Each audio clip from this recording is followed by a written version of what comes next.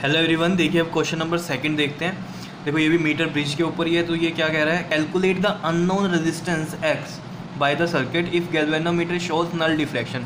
ये diagram given है आपको, एक्स की वैल्यू कैलकुलेट करनी है, इसकी वाई दिया हुआ है 4 ओम और बैलेंसिंग लेंथ यहाँ दी हुई है आपको 60। मतलब ये जहाँ पर जॉकी आप मूव कर रहे थे वायर पे और जिस पॉइंट पे जॉकी आई और गैल्वेनोमीटर ने क्या दिया है, जीरो डिफ्लेक्शन शो की है ना।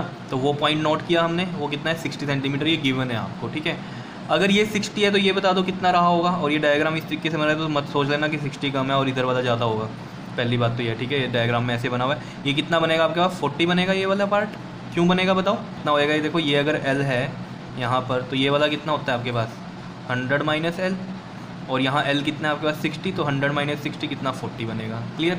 तो यहाँ से देखो आप X तो बड़े आराम से कैलकुलेट कर सकते हो, कोई टेंशन नहीं होने वाली इसमें। तो देखो कैसे, फॉर्मूला आपको पता है क्या होता है, L by 100 minus L equal to में R बाय एस होता है। ठीक है, तो मैं यहाँ पर X लिख रहा हूँ और यहाँ पर क्या लिख रहा हूँ, Y लिख रहा हूँ। ठीक है, तो देखो L कितना है हमारे पास 60 है और 100 माइनस एल कितना हो गया 40, और X हमें कैलकुलेट करना है, Y हमें 4 ओम दिया हुआ है। तो देखो 60 बाय 40 और ये 4 इधर मल्टीप्लाई होगा, तो देखो 4 और ये 0 गई इससे। ठीक है, 4 1 ज़ा है ना, यहाँ 10 आया और ये 0 से 0 गई तो कितना आया 6। तो x की वैल्यू आई 6, यानी कि x आ गया 6 ओम।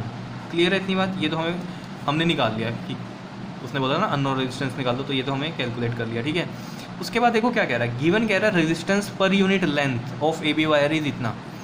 रेजिस्टेंस पर यूनिट लेंथ मतलब क्या है, रेजिस्टेंस 1 सेंटीमीटर का कितना है 0.01 ओम, और पर सेंटीमीटर लगाया भी हुआ है यहाँ। तो पर सेंटीमीटर मतलब क्या है, 1 सेंटीमीटर का इतना रेजिस्टेंस है ए बी वायर में। ये पूरी की पूरी ए बी वायर है, ये टोटल कितनी होती है बताओ, 100 सेंटीमीटर की होती है। ठीक है, तो इस पूरी वायर का मैं रेजिस्टेंस निकाल सकता हूँ ना, अगर मुझे 1 सेंटीमीटर का पता है। सीधी सी बात है, क्योंकि वो आपको क्या कह रहा है, also calculate the resistance of the circuit. Resistance of the circuit पूरे सर्किट का निकालना है। तो देखो अगर आप डायग्राम को समझ पा रहे हो यहाँ से, देखो ये हो गया हमारे पास x और ये वाला हो गया y। ठीक है, ये x आया है 6 का और y आया है 4 का, और ये वायर लगी हुई है ये भी, इसका भी एक रेजिस्टेंस होगा। ये रेजिस्टेंस मैं ऐसे लिख लेता हूँ। ठीक है, इसकी वैल्यू भी निकालते हैं। और नीचे क्या लगा हुआ है आपके पास, बैटरी लगी हुई है। ठीक है, 5 वोल्ट की। क्लियर। अब देखो ये वाला हमें कैलकुलेट करना है, इस वायर का रेजिस्टेंस। तो इस वायर का रेजिस्टेंस कैसे निकलेगा, देखो यहाँ से लिखता हूँ मैं, रेजिस्टेंस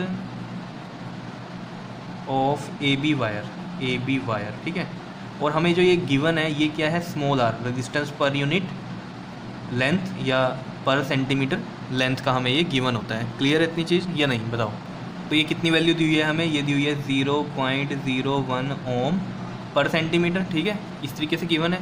तो अगर हमें resistance of A B wire पूरी वायर का निकालना है, अगर देखो इतनी वायर का निकालना होता ए जे का तो 60 से मल्टीप्लाई करता, अगर इतनी का निकालना होता बी जे का तो 40 से मल्टीप्लाई करता, जैसे मैंने डेरिवेशन में भी ये चीज़ की थी। ठीक है, तो यहाँ ज़रूरत नहीं है, वो तो हमें उसने कहा कि टोटल रेजिस्टेंस निकालो, तो इस ए बी वायर का रेजिस्टेंस हमें चाहिए, और उसने जो दे रखा है वो हमें पर सेंटीमीटर के हिसाब से दिया हुआ है। क्योंकि देखो यूनिट लेंथ मतलब क्या है, 1 सेंटीमीटर, यूनिट मतलब 1 ही होता है, 1 सेंटीमीटर लेंथ का हमें रेजिस्टेंस दिया हुआ है। ठीक है, तो resistance of A B wire कितना हो जाएगा, टोटल लेंथ कितनी है 100, और रेजिस्टेंस कितना है 1 सेंटीमीटर का इतना, तो 1 सेंटीमीटर वाला रेजिस्टेंस और मल्टीप्लाई में टोटल लेंथ, यही बनेगा फॉर्मूला। तो R कितना है 0.01 इंटू में, और टोटल लेंथ कितनी है ए बी वायर की 100, तो ये रेजिस्टेंस आ जाएगा 100 सेंटीमीटर का। तो देखो कैसे निकालेंगे इसको, ये 1 बाय कितना हो जाएगा 100, पॉइंट हटाएंगे तो, और ये इधर 100 है ही है, तो कितना आ गया ये 1 ओम का रेजिस्टेंस आया। तो ये वाला 1 ओम का आ गया। अब तो ईजी है करना आगे तो सोल्व, समझ रहे हो ये चीज़ समझ में आ गई ना, कैसे किया हमने, टोटल रेजिस्टेंस कैसे निकाला है। ठीक है, तो अब तो आता ही आपको, इधर से देखो करंट गया, इधर गया होगा और इधर गया होगा। तो जब इधर गया है तो सेम करंट जा रहा है, तो ये किस में हो गए, सीरीज़ में, और सीरीज़ में कितना होता है, ये ऐड होते हैं रेजिस्टेंसेस। तो ये आ गया 10 ओम का, और इधर कितना लगा हुआ है ये 1 ओम का, समझ रहे हो, और ये लगा हुआ है ये बैटरी 5 वोल्ट की। फिर अगेन देख लो, ये करंट गया, फिर इधर गया होगा, इधर गया होगा, यानी कि करंट डिवाइड हो रहा है। अब क्या होगा इन दोनों में, पैरेलल में सोल्व होगा। तो पैरेलल में सोल्व कैसे करेंगे, R equivalent is equal to 1/10 plus में 1, यही होगा। ठीक है, 1/1 1 अपॉन में जाता है ना सब कुछ पैरेलल में जब सोल्व करते हैं तो। ठीक है, तो ये मान लो R1 है, ये R2 है, तो 1/R1 प्लस 1/R2। ठीक है, अब 10 LCM आ गया, इधर कितना आएगा 1 और इधर कितना आएगा 10, कितना आ गया ये 11/10 आ गया ये आपके पास 11/10। 1/R equivalent. तो R इक्विवेलेंट कितना आ जाएगा यहाँ से 10/11 ओम।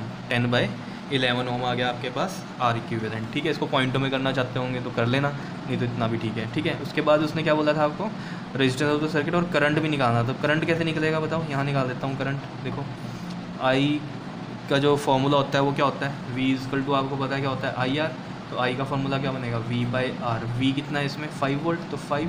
R कितना है 10/11, तो 10/11 और वो 11 ऊपर जाएगा, कितना हो गया ये आपके पास 55/10।